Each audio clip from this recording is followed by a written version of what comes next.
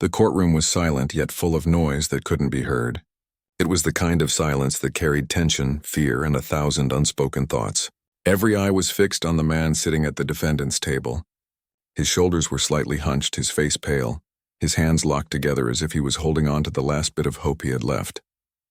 He wasn't the kind of man anyone would expect to see in a courtroom. There was something ordinary about him, something familiar. He looked like someone who worked hard, paid bills, and tried to live quietly. Yet here he was fighting for his freedom. The case had dragged on for weeks, and everyone in the courtroom seemed tired. Tired of arguments, tired of delays, and tired of not knowing who was telling the truth. The judge sat high above, wearing a heavy look that came from years of listening to stories, some true, some twisted. On one side of the room, the prosecutor stood tall and confident, ready to end the case once and for all. On the other side, the defense lawyer shuffled through papers, his eyes darting between his client and the clock, as if time itself had turned into another enemy. The audience was packed. Reporters filled the back rows, whispering notes into recorders. Family members sat close together, holding hands. Some had tears in their eyes. Others looked like they'd already given up. No one spoke. No one dared to. Even the air seemed still, waiting for something to happen. The man on trial hadn't spoken much throughout the case. He'd answered questions when asked, his voice calm but distant. He didn't try to convince anyone. He just told his side quietly, as if he'd already realized that words sometimes weren't enough. The evidence against him looked strong, too strong. Photos, statements, timelines, all lined up perfectly against him. Yet something about it didn't sit right.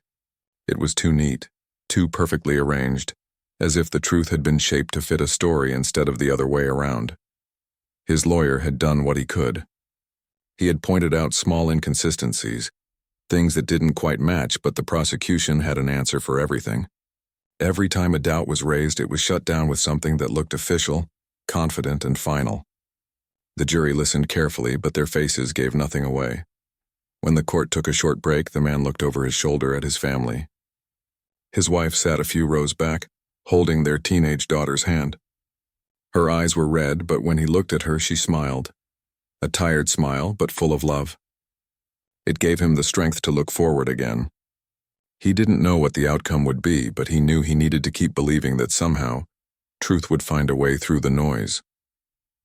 When the judge returned, the sound of the gavel filled the room. "Court is back in session," he said, and the words echoed through every corner. The prosecutor stood first, ready to give his final argument. He spoke with confidence, walking across the courtroom as if every step belonged to him.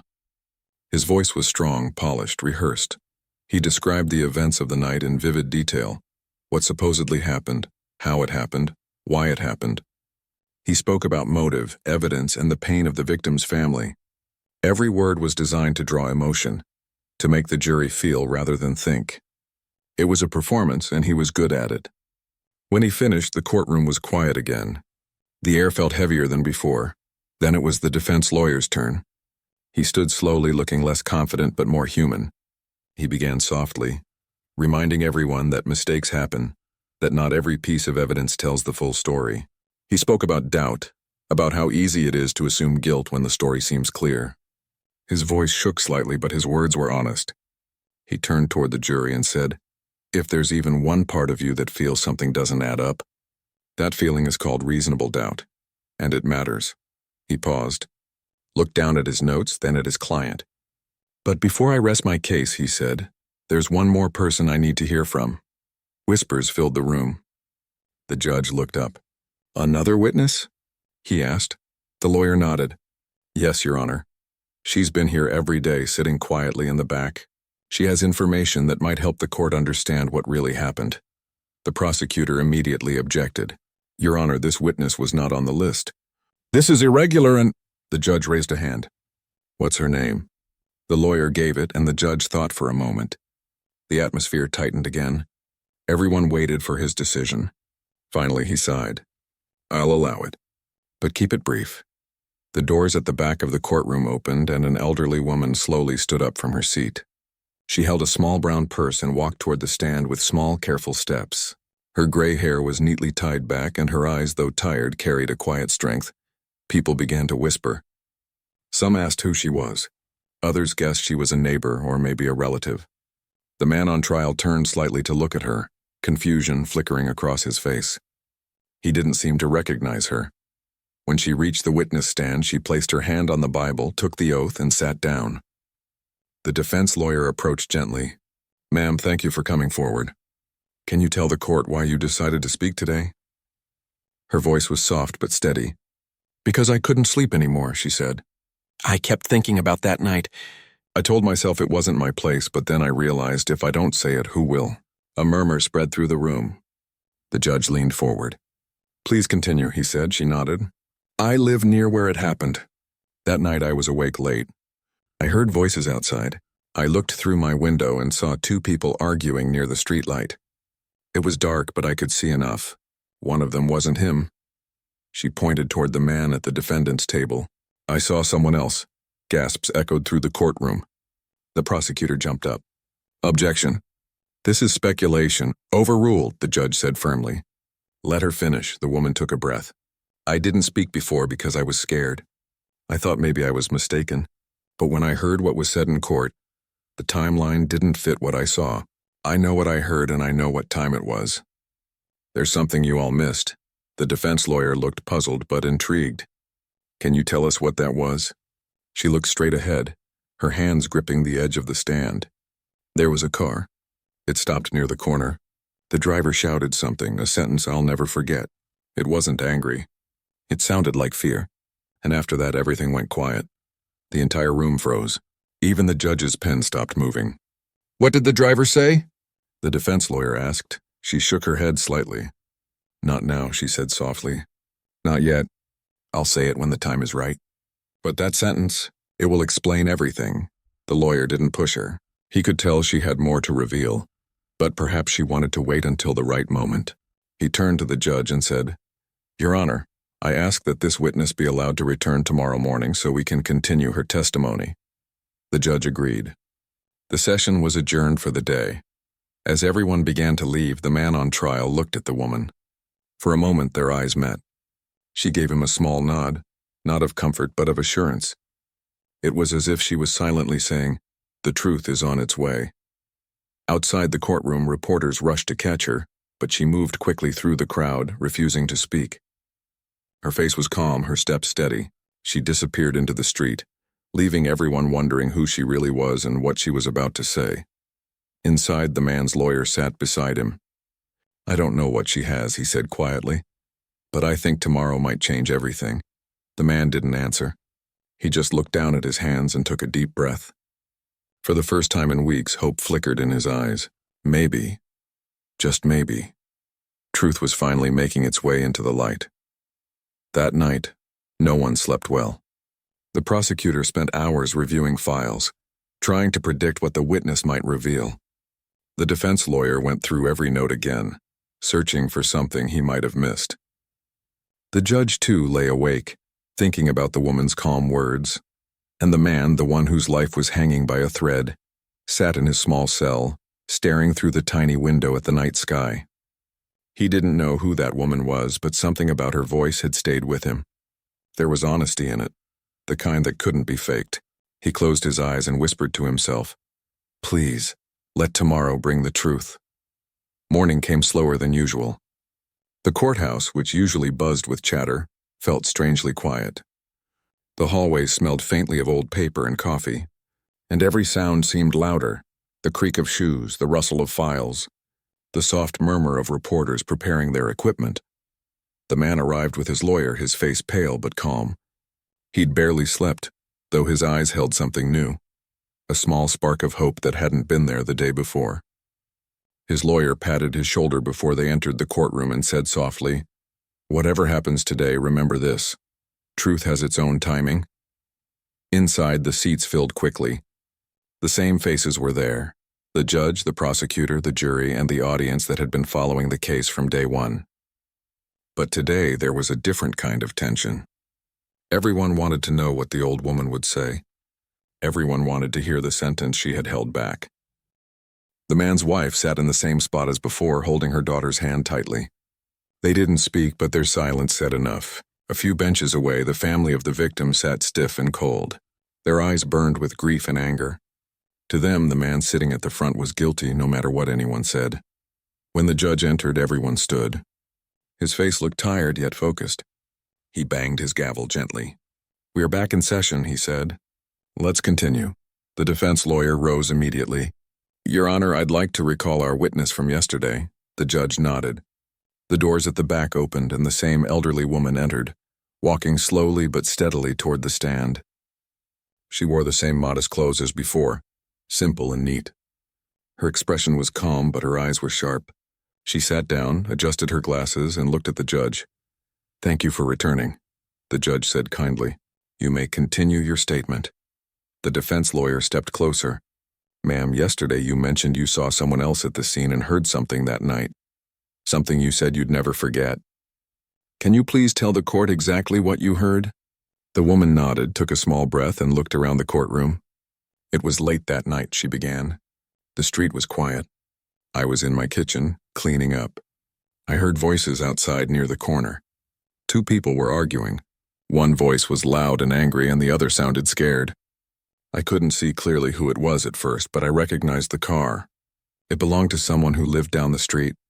The prosecutor frowned, taking notes quickly. The woman continued. "Then the shouting stopped for a few seconds. I heard the car door slam. And then I heard that sentence and the one I told you about. The courtroom seemed to hold its breath. Even the air felt still. The defense lawyer spoke gently. "What was the sentence, ma'am?" The woman looked straight at him, her eyes glistening but firm. The driver shouted, "I told you I'd take the blame if it came to this."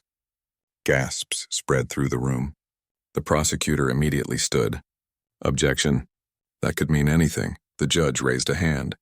"Overruled." "Let her explain," the woman nodded. "That voice wasn't his," she said, pointing toward the man on trial. "It was someone else's, deeper, rougher. I know that voice. It was the same man who used to visit the victim every week. He lived only 2 streets away. I saw his car that night parked near the alley.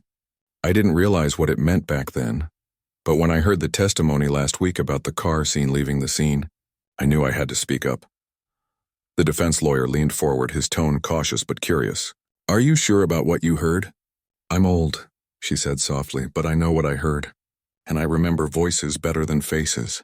That night, the person who said those words was not this man.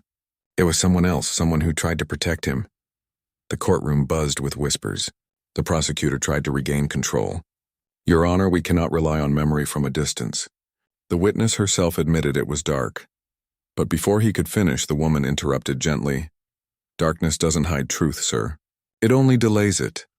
The judge gave a small nod, signaling her to continue. The woman took a folded paper from her purse and handed it to the bailiff. "I wrote down what I heard that night, the time, and the sound of the car engine. It's all here. I didn't know it would matter, but I wrote it anyway." The bailiff passed it to the judge, who read silently for a few seconds. His eyes lifted slowly toward the prosecutor. "It's time-stamped," he said. "And the time does not match the prosecution's timeline." The prosecutor's face tightened. He asked for a moment to confer with his assistant. The courtroom fell into quiet murmurs again. Meanwhile, the man sitting at the defense table could barely breathe. His heart pounded in his chest. The lawyer leaned toward him and whispered, "This could be the break we needed." The woman finished her statement calmly, saying, "I don't want anything. I just wanted to tell the truth. I was scared before, but keeping quiet felt heavier than fear." The judge thanked her and dismissed her from the stand. As she stood to leave, the defense lawyer called out softly, "Ma'am, one last question. Do you believe that what you heard proves that my client is innocent?" She paused at the edge of the stand, turned around, and said, "It proves that someone else was willing to take the blame, and that means we've all been listening to the wrong story." Her words echoed long after she left the room. The judge called for a short recess. Reporters rushed outside, whispering into their phones. The prosecutor's team gathered near the front, flipping through papers, faces pale and tense. The defense lawyer sat beside his client, exhaling deeply. "I told you," he said quietly. "Truth always finds its way, even if it takes time." The man nodded slowly. "But if she's right," he said, "then someone else out there has been watching this trial, knowing I didn't do it." "Maybe," the lawyer said, "and maybe that's exactly why she came forward." When the session resumed, the judge addressed both sides.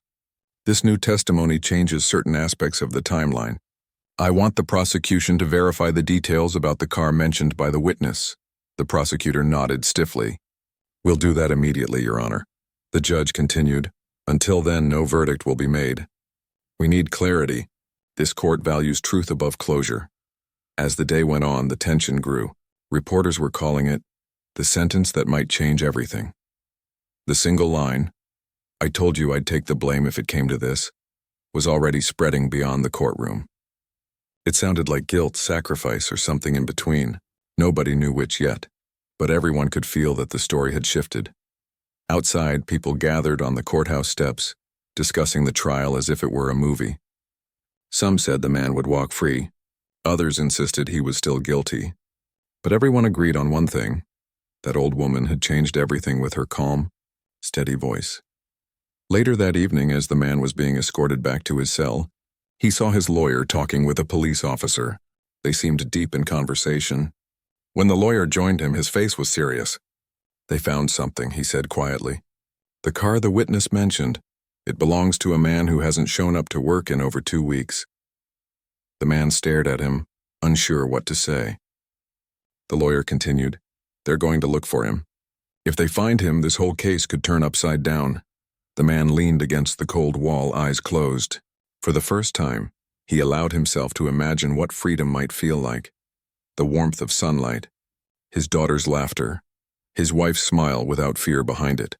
In another part of town, the elderly woman sat by her window, looking out at the street where everything had begun.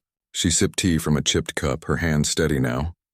She whispered to herself, I hope they find him before someone else gets hurt.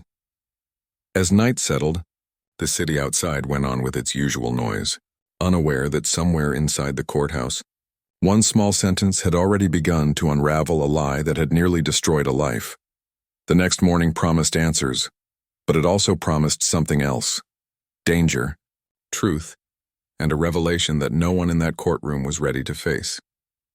The morning light slipped through the courthouse windows, painting long shadows across the floor.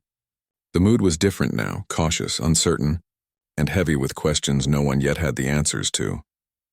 The man arrived in the courtroom looking more awake than usual, though his face still showed the weight of sleepless nights.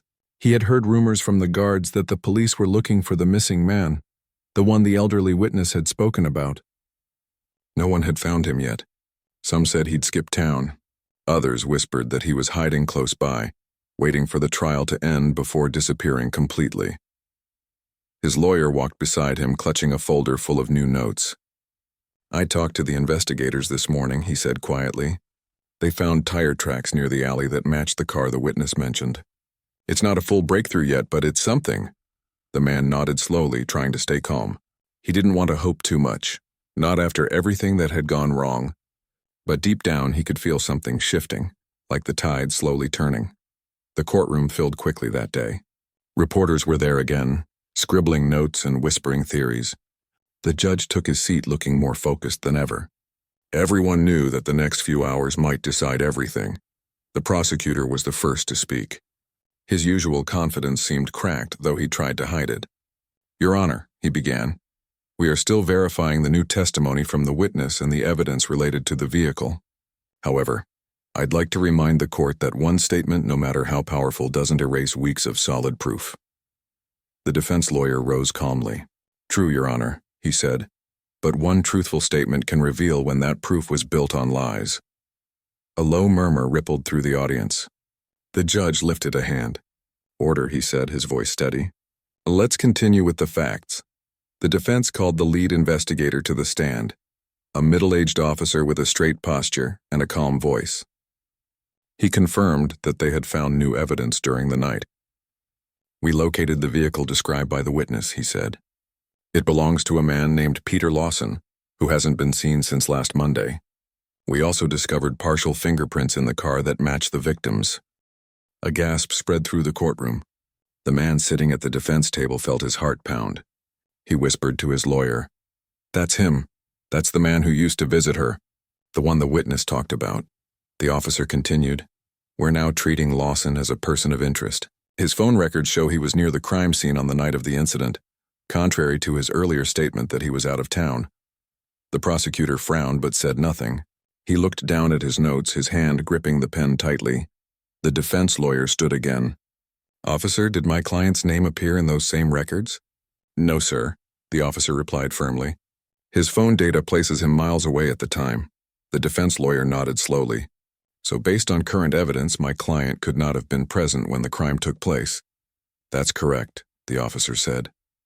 For a moment, the courtroom went completely silent.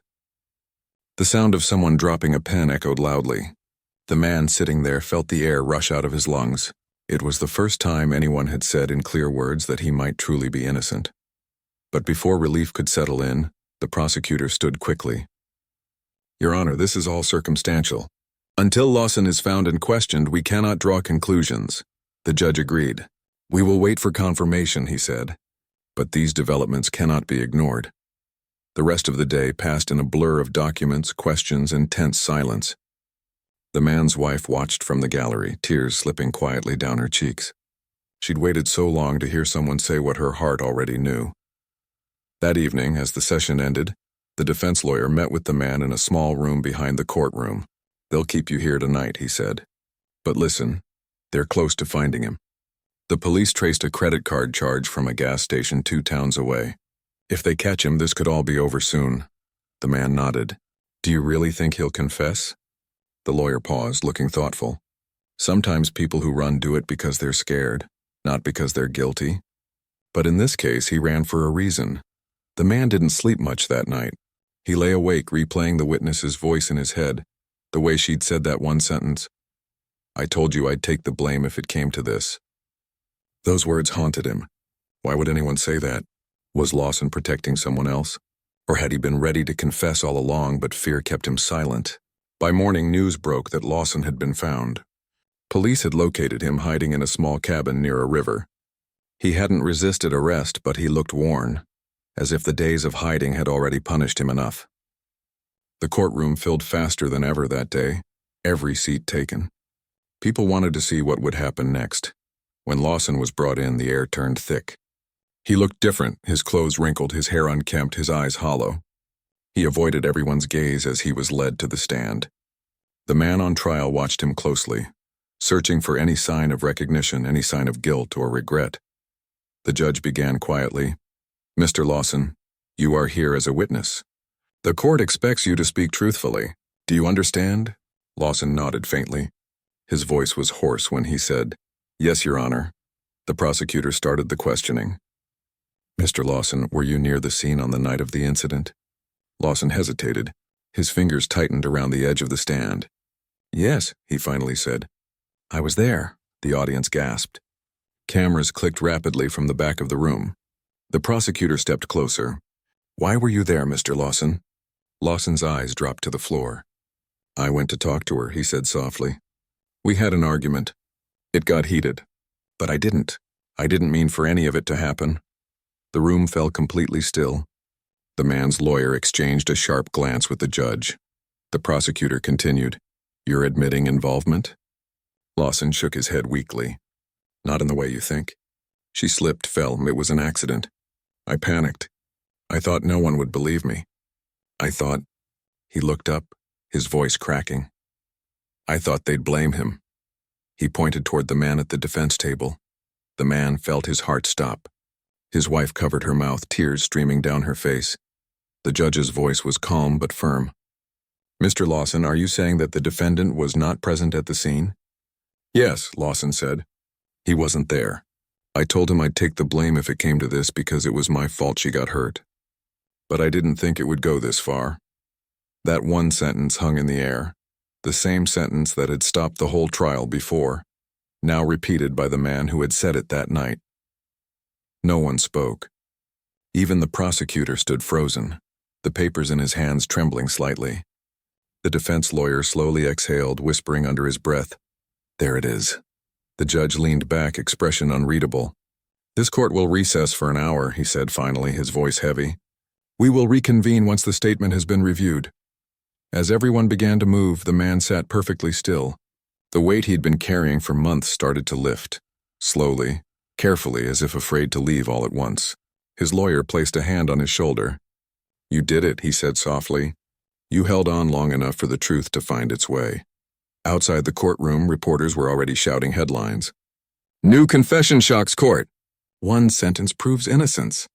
Cameras flashed, microphones waved, and people spoke all at once. But inside, the man didn't hear any of it. He just closed his eyes and let out a long breath that felt like freedom, even though the final words hadn't been spoken yet. That evening, the judge called both legal teams into chambers. When they returned, his face was calm but decisive. "Tomorrow," he said, "this court will deliver its final verdict." The man looked toward the door where Lawson had been taken away. He didn't feel anger, only a quiet sadness. The truth had come out, but it had taken too long, cost too much. Still, somewhere deep inside, he felt grateful. Grateful for the woman who spoke, for the sentence that changed everything, and for one final chance to breathe without fear. As night fell, the courthouse lights glowed like small promises in the darkness. Tomorrow would decide everything. But tonight, for the first time in months, he allowed himself to believe. Maybe the worst was finally over. The final morning arrived with a kind of stillness that felt unnatural. The courthouse, which had been filled with restless energy for weeks, now stood almost too quiet. Even the reporters, who usually crowded the entrance with flashing cameras and loud questions, spoke in low voices. Everyone knew this was the day everything would end, one way or another. The man walked into the courtroom wearing the same suit he had worn on the first day of the trial. It didn't fit as neatly anymore. Months of waiting and worry had made him thinner. Still, he walked with a quiet dignity, his hands clasped together, his lawyer beside him. His wife and daughter sat in their usual place. But today, there was a kind of fragile calm in their faces. They had cried so much over the months that their eyes seemed empty of tears now, replaced by something quieter, the faint light of hope. The judge entered, his robe moving softly as he took his seat. "Please be seated," he said, and the heavy sound of chairs echoed through the room. On the prosecutor's side, there was no usual confidence today. Papers were stacked neatly untouched. The man himself looked worn down, as if even he knew the outcome before it was spoken. The defense lawyer, though calm, tapped his fingers slowly on the table, betraying his nerves. The judge cleared his throat and began to speak. His tone was firm, but there was something thoughtful in it. "This court has reviewed the statements made by Mr. Lawson, the new evidence presented by the defense, and the investigation updates provided by law enforcement." He paused for a moment, looking around the room. "This case has been long and painful for everyone involved. But the purpose of this court is not to seek emotion or closure. It is to seek truth." A hush fell over the room. The man could feel his heart pounding in his chest, the sound so loud it nearly drowned out the judge's voice. The judge continued, "After careful consideration, this court finds that the original timeline of events presented by the prosecution was inconsistent with verified evidence. The testimony of the witness and the confession from Mr. Lawson have introduced substantial doubt regarding the defendant's involvement." The man's lawyer exhaled quietly, his hands lowering from the table. The judge looked directly at the man. "Therefore, the court concludes that the charges against the defendant are to be dismissed. You are free to go." For a second, the words didn't sink in. The man just sat there frozen. The world around him seemed to fade, the whispering crowd, the sound of papers rustling, even the judge's gavel striking the desk. Then his lawyer placed a hand on his shoulder, squeezing it gently. "You're free," he said softly. The man blinked slowly as if waking up from a long dream. His eyes filled with tears, but no sound came out. His wife stood from her seat, covering her mouth with both hands, sobbing quietly. Their daughter rushed forward before anyone could stop her, running straight into his arms. He held her tight, trembling, feeling the warmth of her small body against his chest, something he had missed more than anything in the world. The crowd erupted with murmurs. Reporters rushed to the exits, already typing headlines into their phones. The prosecutor sat still, his head bowed, perhaps realizing that justice sometimes humbles everyone in its path. The judge watched quietly for a moment before standing. "Court is adjourned," he said simply, and left the bench. The man turned toward his lawyer, his voice shaking. "I don't even know what to say." The lawyer smiled faintly. You don't have to. Just live your life now. That's the only thing you owe anyone. As they walked out of the courtroom, flashes from cameras filled the hallway. Reporters called his name, asking questions, begging for a statement. How does it feel to be free? What do you want to say to the people who doubted you? Do you forgive him? He didn't answer any of them. He just kept walking, holding his daughter's hand with one hand and his wife's with the other. The air outside felt different. Fresh, light, real. For the first time in months, he felt sunlight on his face without the shadow of fear behind it. They reached the courthouse steps where cars honked and people gathered. His wife looked at him and said softly, "It's over." He looked back at her, eyes glistening. "No," he said quietly. "It's beginning." That night he sat on the porch of their small house, a place that had felt empty since his arrest. Now, as he sat there, the silence was peaceful. The world outside moved slowly. Distant laughter from neighbors, the soft hum of a streetlight, the rustle of trees. Everything ordinary suddenly felt precious. His wife brought out 2 cups of tea, setting one beside him. For a while they didn't speak. Words felt too small to carry what they both felt. Finally, she said, "I always knew the truth would come out. I just didn't know how long it would take." He smiled faintly, looking at the stars. "I stopped believing in miracles," he said, "but I guess sometimes miracles are just people who decide to speak up." They sat there in silence, thinking about the elderly woman who had changed everything with her courage. He hadn't seen her since the day she testified. She had quietly disappeared after the verdict, leaving no trace except her words. But those words, that one sentence, had stayed with everyone who heard them. A few days later, he asked his lawyer if he could meet her, just to thank her in person. The lawyer smiled sadly. "She didn't want any recognition," he said. "She told the reporters she was just doing what was right. That was the last anyone saw of her. She moved back to her daughter's place in another town." He nodded slowly. He understood. Some people didn't want credit. They just wanted peace. Weeks passed and life slowly began to return to normal. But even in the quiet moments, flashes of the courtroom stayed with him. The judge's voice, the sound of the gavel, the words, "You are free to go." Freedom, he realized, wasn't just about leaving a cell. It was about learning to breathe again, learning to trust life again. Every morning he woke up early, watched his daughter get ready for school, and helped his wife with breakfast. Simple things, ordinary things, the kind of life he'd once taken for granted. One evening, as he walked by the river near his home, he saw the reflection of the sunset on the water and stopped. The scene reminded him of something, the calm tone in the woman's voice when she spoke her truth. She had risked everything, just to say a few honest words, and those words had changed the course of his life. He closed his eyes for a moment and whispered into the wind, "Thank you." Far away in another town, the elderly woman sat in her daughter's garden, surrounded by flowers. She hadn't told anyone what she'd done. She didn't need to. Some truths didn't need an audience, they only needed courage. She smiled faintly, listening to the quiet evening sounds, and said softly to herself, "Sometimes it only takes one sentence."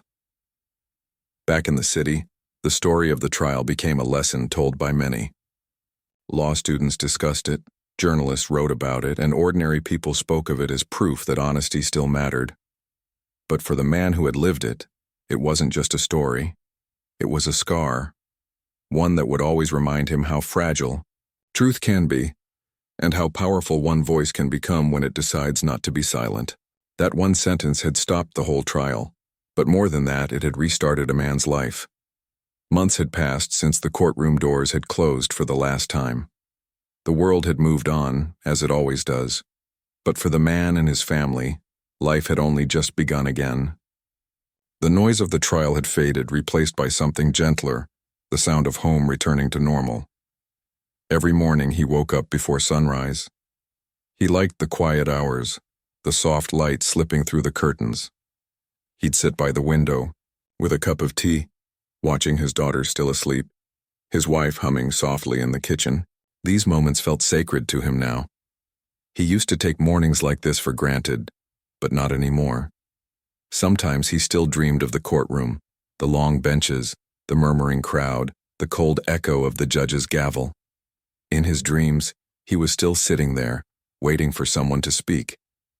And every time he heard her voice, calm, steady and honest, saying that one sentence that had changed everything. He never forgot the words. He never would. One afternoon, months after his release, he decided to visit the town where the elderly woman had lived. He didn't tell anyone. He just packed a small bag and took the first train out. The town was quiet and green, the kind of place where time seemed to move slowly. He walked through the narrow streets, past small shops and children playing near fences. He asked around at the local grocery store. "Do you know where Mrs. Lawson used to live?" The shopkeeper, an older man with kind eyes, nodded. "Oh yes. She lived just down by the willow trees, but she passed away about a month ago." The man froze. He hadn't expected that. "She was old," the shopkeeper added softly. "Didn't say much near the end, but she always sat by her garden, reading or talking to the birds. Seemed peaceful." He thanked the man quietly and walked in the direction he'd pointed.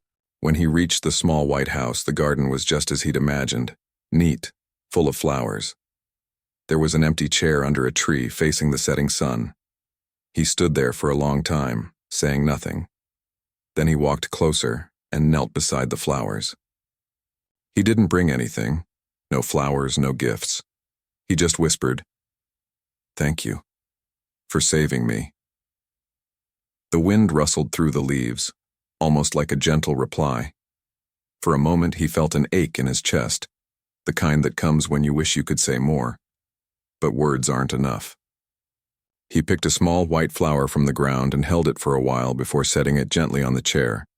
Then he stood up, took a deep breath, and walked away. Back home, life slowly settled into something new. His wife had started smiling again, the way she used to before everything changed. Their daughter had stopped waking up from nightmares and started drawing again. Pictures of sunsets, houses, and 3 people holding hands. Sometimes people recognized him in public. They would stop him on the street and say, "We saw your story. We're glad you got justice."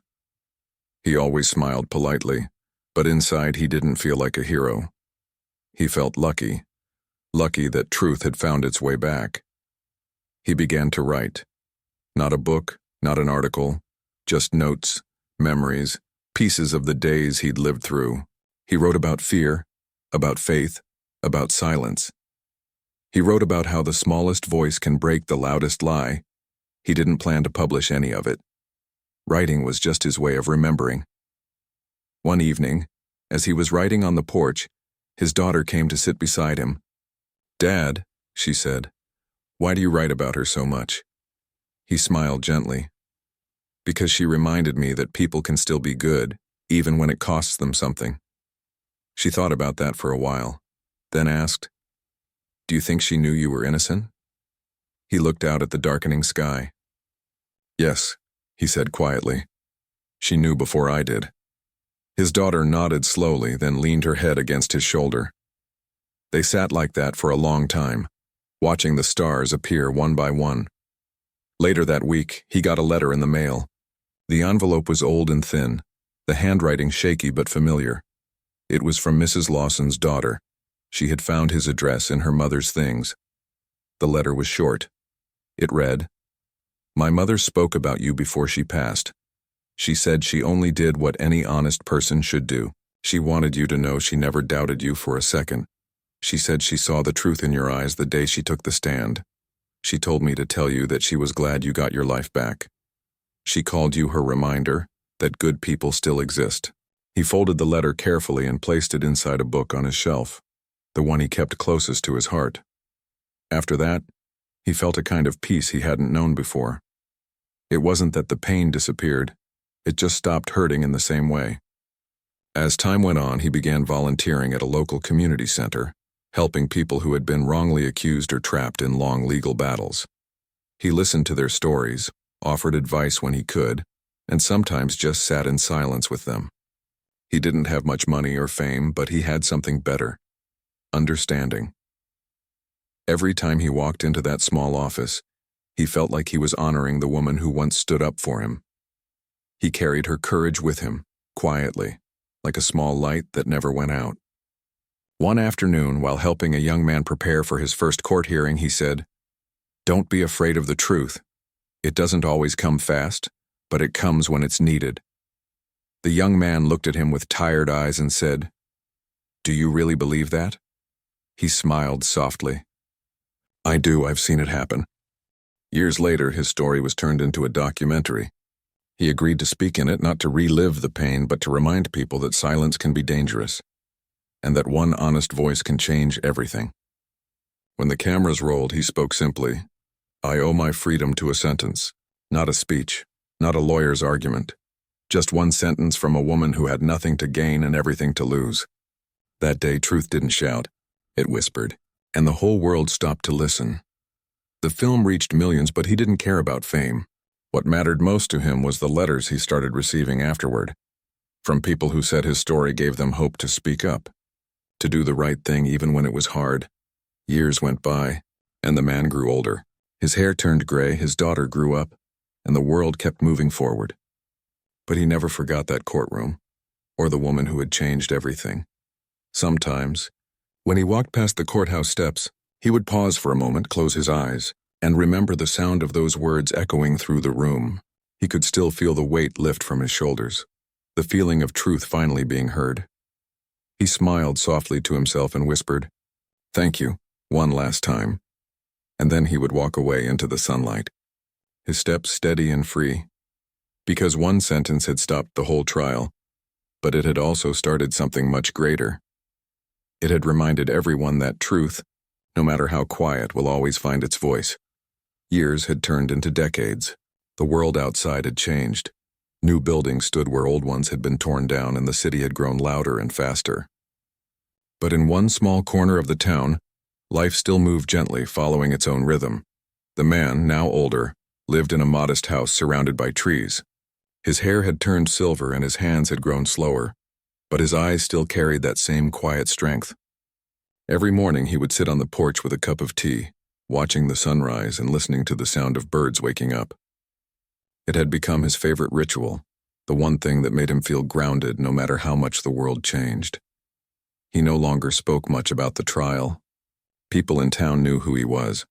Some had seen the documentary years ago. Others had heard the story passed down like a legend. But he didn't need to remind anyone of what happened. The story had already done what it was meant to do. Sometimes young journalists came to visit him asking for interviews. "Sir," they'd say, "your story inspired so many people. What advice would you give to someone who's lost faith in justice?" He would smile, take a slow sip of his tea, and say softly, "Faith in justice isn't about believing the system is perfect. It's about believing that truth has a way of finding its path, even if it takes time." He'd pause, then add, "But most of all, it's about people. It takes just one person with courage to make the truth heard." He always said that part with a faint smile, thinking of her. The elderly woman who had spoken those words in court had been gone for many years, but her presence still lingered in his life. Sometimes he'd walk past a blooming garden or hear the rustle of leaves in the evening wind, and he'd think of her sitting by that window reading her books, unaware of how her voice had changed a man's fate. One afternoon, as he sorted through an old box of papers, he found the letter from her daughter again. The ink had faded slightly, but the words still felt alive. She said she saw the truth in your eyes the day she took the stand. He read that line over and over. It always filled him with gratitude, but also something more. A quiet promise to keep living in a way that honored her courage. That evening, he went out for a walk near the river. The sky was painted in shades of orange and pink, and the water reflected the colors like glass. He walked slowly, his cane tapping lightly against the path. As he reached the bench he always liked, he saw a young woman sitting there, crying quietly. He hesitated for a moment, then sat beside her. "Are you all right?" he asked gently. She wiped her eyes quickly. "I'm fine," she said, though her voice trembled. He nodded, not pressing her. After a while, she said softly, "I'm a law student. I've been working on a case where an innocent man might go to prison. But no one's listening. It's like the truth doesn't matter anymore." The old man looked at her for a long moment. "Do you believe he's innocent?" "Yes," she said firmly. "Then don't give up," he replied. "Sometimes truth doesn't need the loudest voice. It just needs the right one." She turned to look at him, recognizing him suddenly. "Wait," she said, her eyes widening. "You're him, aren't you? The man from that case years ago." He smiled faintly. "That's what they say." Her tears returned, but this time they were mixed with something else, on hope. "Your story was in one of our classes. We watched it last year. My professor said it changed how people saw witness courage." He nodded slowly. "Good. Then it's doing what it's meant to." They sat together in silence for a few minutes, watching the river move slowly under the fading sunlight. Before leaving, the young woman asked, "Do you think one sentence can really change everything?" He looked out at the horizon and said quietly, "It changed me. And if it can change one person, it can change the world too, just a little at a time." After she left, he stayed on the bench for a while longer, smiling to himself. He realized that the story wasn't his anymore. It belonged to everyone who still believed in truth, even when it was hard to stand for it. That night, he wrote in his journal again, something he hadn't done in a long time. "Maybe courage is like a candle," he wrote. "When one flame burns, it lights another, and that one lights the next. That's how the world keeps from going dark." The next morning, his daughter came to visit. She was grown now with children of her own. She found him sitting on the porch, the morning light touching his face. "Dad," she said, "the local school invited me to speak about honesty and courage. They asked if I could tell your story." He chuckled softly. "My story? It's hardly mine anymore." "But they need to hear it," she said, smiling. He nodded. "Then tell it. But tell them this, the real hero wasn't me. It was the woman who stood up when she didn't have to." His daughter leaned down and hugged him. "I will, Dad." A week later, she gave that speech at the small school hall. She told the story from her own memory, the fear she had as a child, the courtroom, the moment everything changed. And when she spoke of the woman's words, the room went silent. When she finished, the audience stood and clapped. But she didn't smile for the praise. She smiled because she saw the same expression in people's eyes that her father once had. Belief. Back home, she told her father how it went. He listened quietly, eyes glistening. "That's good," he said softly. "That means the truth is still alive." As the days went on, he grew weaker, as old age does to everyone. But his mind stayed clear. On his last evening, he sat outside again, the sky painted gold and purple. He closed his eyes and breathed in the scent of the evening air. He whispered softly to himself, "It only takes one sentence." When his daughter came out later, she found him sitting peacefully, the faintest smile on his face. The teacup beside him was still warm. Years later, that same bench by the river where he'd met the young law student was dedicated in his memory. A small plaque was placed there. It didn't list his full story or speak of the trial, just a single line engraved into metal. "One voice of truth can stop the noise of lies." Every now and then, visitors would sit there, read the words, and wonder who he was. Some would look it up, learn his story, and walk away feeling just a little braver than before. And somewhere, perhaps beyond all this, the woman who had once spoken that one sentence would be smiling too, because her words had not just stopped a trial, they had started a legacy,